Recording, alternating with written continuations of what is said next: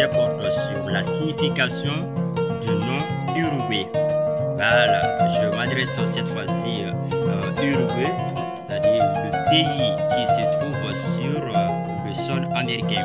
C'est sur Uruguay là je parle aujourd'hui. Si vous prenez l'étymologie du nom de ce pays-là, Uruguay, Uri qui provient du mandin, ça signifie l'arbre, parce que les Malinké appellent l'arbre Uri.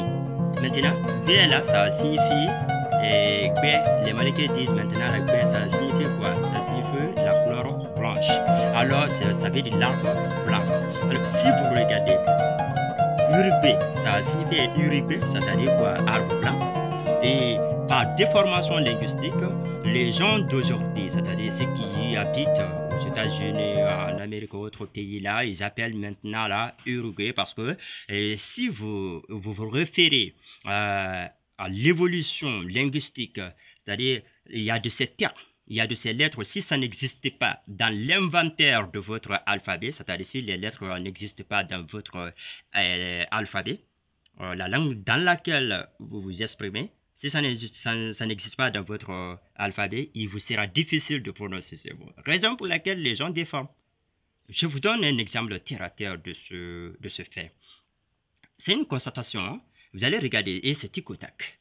Quand vous dites à un peu de dire B, il ne pourra jamais prononcer B. Il dira toujours, de prononcer Bengbe, il va dire Bembe parce que le son B là, B là n'existe pas dans l'inventeur de sa langue maternelle.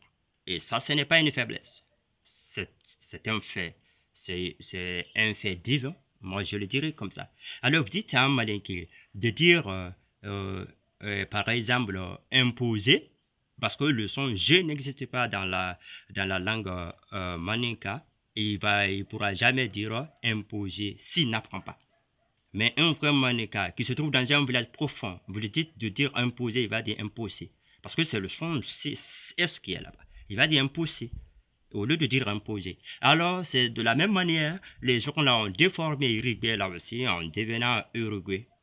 Peut-être, mais pour une source fiable, vous devez consulter l'œuvre qui est en haut là, du nom de l'œuvre de Yvan Van. Son œuvre qu'on appelle Easy était avant Christophe Colomb, parce que les gens pensent que c'est Christophe Colomb qui a fait la découverte de l'Amérique. Pourtant, Christophe Colomb l'a fait par erreur. Donc, il s'est trompé de chemin.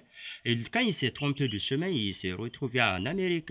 Mais l'empereur du Mandin, du nom de Borimandé, nous appelons comme ça, c'est les Arabes qui l'appellent Boubacar II, parce que je sais, ils voulaient en tout cas valoriser leur nom, mais ils changeaient le nom des Noirs ou en empruntant les noms arabes pour ajouter ça comme surnom. Et donc ces gens-là l'ont appelé à Boubacar II, sinon c'est Bormandin. C'était un empereur du Mandin. Lui, par sa curiosité, il a essayé de faire de voyage. Ça, c'était personnel, parce qu'il a décidé volontairement.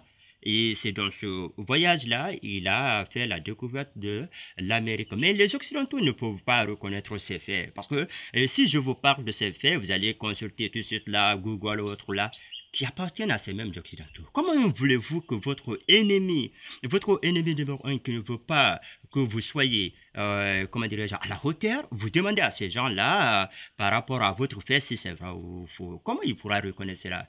C'est assez marrant, je crois. C'est ridicule quand même de consulter Google pour ça ou autre. Il faut lire les œuvres.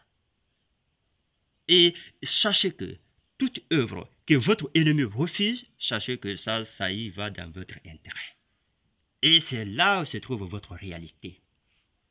Mais comment voulez-vous que l'ennemi reconnaisse votre valeur? Et son objectif principal, c'est de vous faire perdre, de vous faire descendre, de ne jamais monter à la hauteur. Alors, et si vous regardez ses œuvres, dans son œuvre qu'on appelle Easy était avant Christophe Colomb, lui-même reconnaît que les Africains, que les Noirs, que Bormandé, là, ces gens-là sont allés avant Christophe Colomb. La découverte de Christophe Colomb, ça, c'était comment dirais-je, c'était après ces gens-là. Comment l'Europe peut, en tout cas, se montrer, supérieur par rapport aux Noirs en matière de civilisation, en matière de découverte. Non, moi je dirais non. La seule valeur de l'Occident, c'est la révolution industrielle. Là, je reconnais ça, c'est ce qui a permis à l'Occident de se mettre au sommet du monde.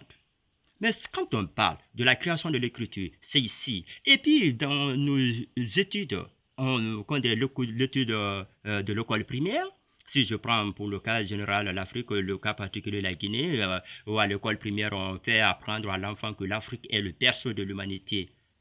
L'enfant récite ça. Il ne sait même pas de quoi il s'agit. Le contenu là, au moment qu'il grandit, au fur et à mesure il grandit, et puis il oublie ces notions-là, il ne cherche même pas la signification de ce qui est dit. Et il dit encore parce que l'Afrique a été le premier continent habité par les hommes. Cela veut dire que l'homme noir a connu la civilisation, la connaissance avant l'homme blanc, c'est-à-dire les Occidentaux. Tout a commencé en Afrique. C'est l'homme noir qui est à la base de la création de plusieurs choses, beaucoup de choses. Alors, c'est quand on parle d'écriture, on dit que l'écriture est née ici.